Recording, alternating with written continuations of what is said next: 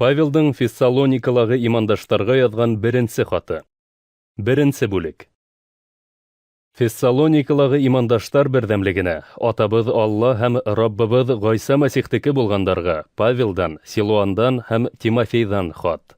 Һезгә мәрхәмәт һәм именлек булһын.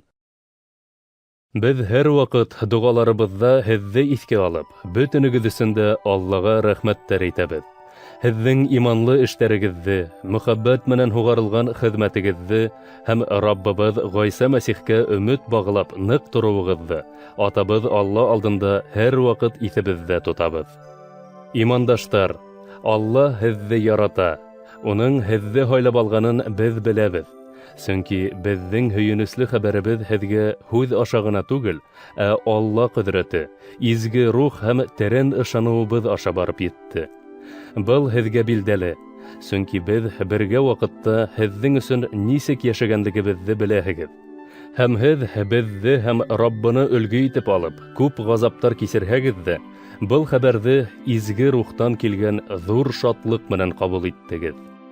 Шулай итеп, һез Македония һәм Ахая өлкәләрендә яшәүче бөтен иман тотучыларга өлге булдыгыз. Раббы һүзе һезнең аша Македония һәм Ахая өлкәләрендә ишетелде.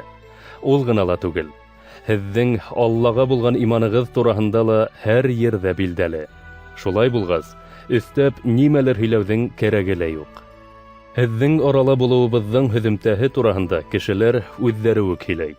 Шулай ук ысын Аллага хезмәт итү һәм күк батшалыгынан уның улын көтеп алу өчен үзләре табынган ялган илаһтардан баш тартып, Аллага йөз боруыгыз тураһында ла хәбәр итәләр. Алла үз улы Гайсаны үленән терелтеп алды. Ул безне Алланың якынлашып килгән асуынан коткарасак.